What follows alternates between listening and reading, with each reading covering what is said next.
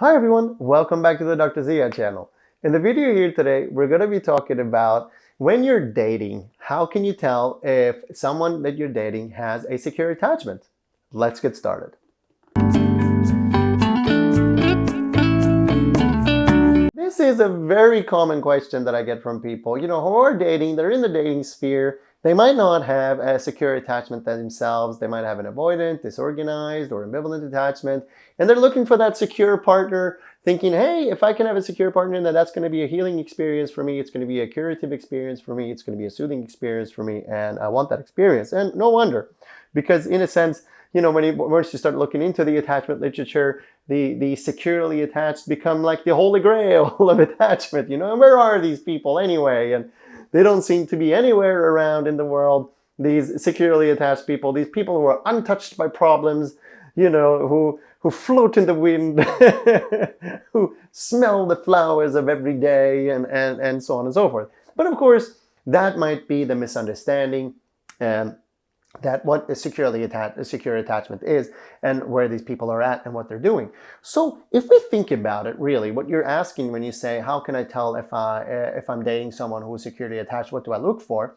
Well, you look for someone who, in essence, can, one, come to you when they are hurt, have you soothe them when they are hurt, and for them to soothe themselves as well.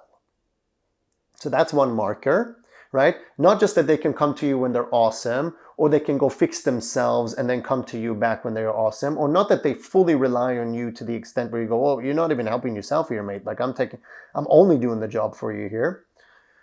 That they can come to you, help themselves, but also utilize the relationship they have with you, the connection and closeness they have with you, to be helped and soothed as well. So that's one marker.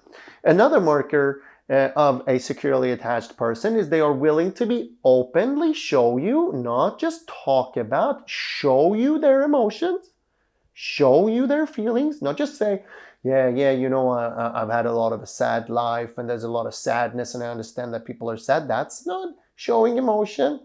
Show you feelings, and also to receive your feelings. Like you wouldn't feel with a securely attached person like feelings is taboo at all.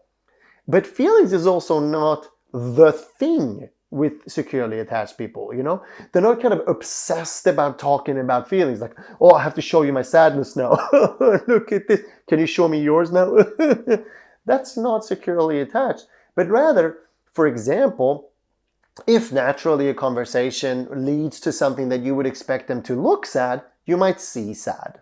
And they might say, I'm sad now. Whenever I do talk about, I don't know, the loss of my brother, the loss of my sister, the loss of my dog, I do feel sad. And so, yeah, that's kind of happening for me now. And then you'll feel like they won't lock you out of that space either. But you'll also feel like they're not pushing to always talk about the death of their dog, So that's another marker. A third marker is that they effectively can work towards solutions together with you and when they're by themselves. So if there's a problem, for example, they have a problem with their boss, you'll notice that this person has had a conversation with the boss about trying to solve the problem. They've come up with that idea, and they'll seek your support about having that conversation with their boss. They'll talk to you about the outcome of that, and they might say, look, I went up to my boss and I kind of asserted some of my rights that I have at the workplace. It is becoming abusive and so on and so forth. And my boss didn't really support me around that, and I'm starting to feel really angry about that. Well, what are your thoughts about that?